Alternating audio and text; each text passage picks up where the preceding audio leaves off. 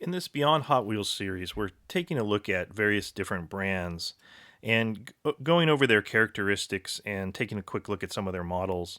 And as part of doing that, I've been loosely categorizing brands into premium and super premium categories. And a lot of people have asked, what's the difference between a premium and a super premium model? And if there's any brand that really can help clarify that, that's going to be Tarmac Works, because Tarmac Works actually has lines for both categories. So the car that we're looking at here, this Pagani Huarya BC, this is part of the Global 64 line, which is the topic of this video. And the Global 64 line is their premium line of diecast. And along with the Global 64 line, they also have the Hobby 64 line, which is their super premium line of diecast. And so the primary difference between the two is one of detail. So you can see even though this Huarya is a very detailed model, when you get to the Hobby 64 line, you can see, even just looking through this packaging, you can see more detail. There's a little antenna up there on the roof. You can see the roll cage on the inside. And just overall, there's a lot more detail on these models.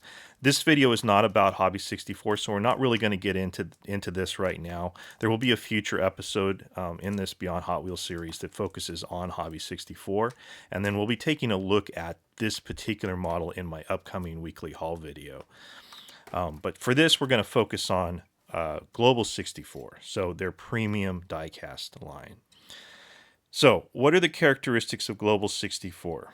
So first, it's going to be metal body, metal base, rubber tires, model specific and model accurate wheels.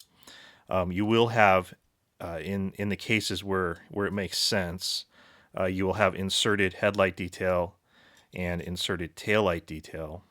And overall, the models are very similar in quality and feel to a Mini GT. It's just like, as you hold them and you roll them around and so on, they just feel very similar to Mini GT, and I think that's explicitly what Tarmac Works is going for with this particular line of models. And but so the most important characteristic of Global 64, and the thing that really distinguishes it from most Hobby 64 releases, is this: the models will roll. And that's a critical element of the line, and something that you can count on with Global 64 models.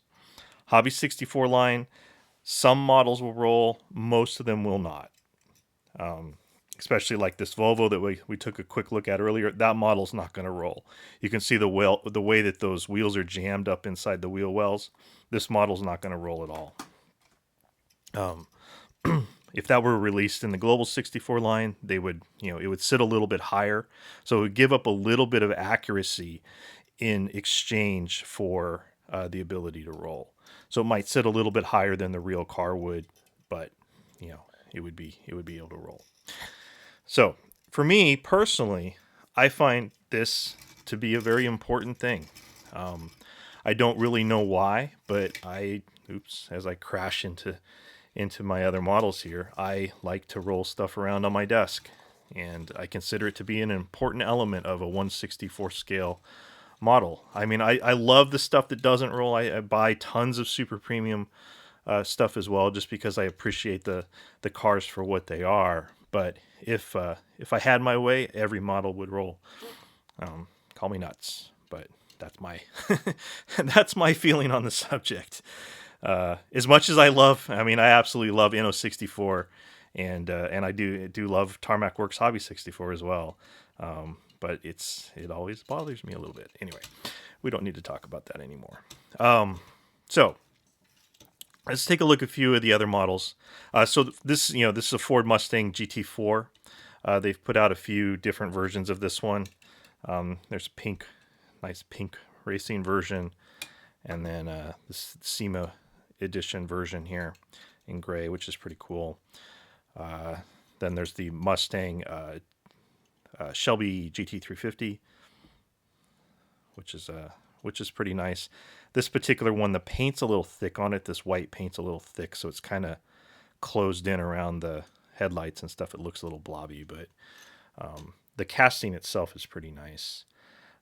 We have the Koniseg Agera R, which is a beautiful casting, and this one actually has an opening part, which is pretty cool. And something that I actually, when I first got this model, I didn't even know that it did that. I completely missed it. The way that it's put together is pretty solid, and it was not obvious that part came off. Moving parts are pretty rare on these. It is definitely not a common feature. So this is a Mercedes AMG C63, this DTM safety car. They've put out quite a few of these. There's one in Gumball 3000 racing livery, and then you have just some basic color, yellow, red. There's also a white one, which is a Lamley edition. And then one of the earliest models is this Audi R8. This one is a little bit different in that it is a metal body, but it has a plastic base.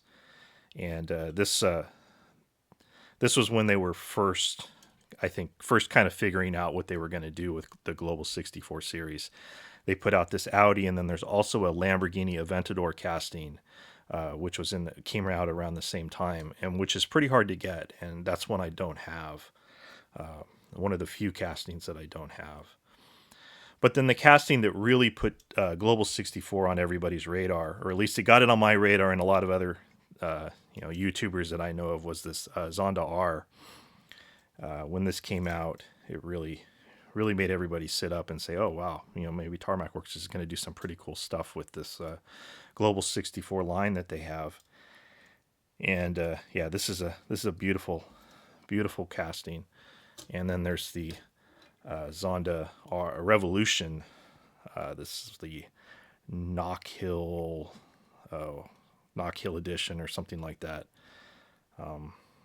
And it's very similar, but it is not exactly the same. The base is different on it, so you get different details around the bottom of the body and the rear splitter and a few other things. Looks very similar, but it is actually a bit different. Brand new casting that just came out, Silvia. This is a S13, I believe. No, S14. So this one I had just picked this up over the last week, which is cool. They did these Land Rovers, which are very nice. They did both the Defender 110 and the Defender 90. So these are very cool. There's several more versions of these coming out, which will be very nice. And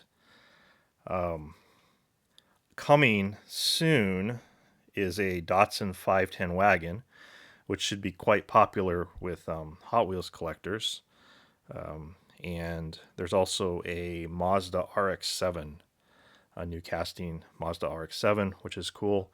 And then there's another Pagani, it's a Pagani Sync, which was issued as the Tarmac Works Owners Club model. There was a black version put out for the Owners Club, and now they're coming out with a green version as a Global 64 release, general distribution Global 64 release. So, price-wise, Global 64 is, again, very similar to Mini GT. They're going to run somewhere between probably $12 and $18 in that range, depending on where you get it from. And then the packaging, this was the older Global 64 packaging. You'll get some models will still be in this packaging. This was a resealable clamshell with a car holder and then a box. Car holder does not fit in the box. This packaging was very bulky. I'm not a fan of this packaging at all, and I was very, very happy to see that they are replacing it with this new style of packaging, which is a simple window box with the car in a plastic holder. And they did screw in the car, which is a little bit weird to me, but overall, this packaging is a vast improvement over the older style of packaging, just because it's so much smaller, less material, less plastic waste, and just storing these things is very cumbersome to me. And since they are reusable, I feel wrong about throwing them away. Plus, I hate it's, all the plastic waste drives me nuts. But otherwise, it's a very nice brand. One of my favorites, and it doesn't have a huge quantity of castings at this point in time, but there are more coming, and they seem to be putting more and more attention on the brand. So I think there's going to be some interesting stuff coming from this brand in the future. So thank you for watching.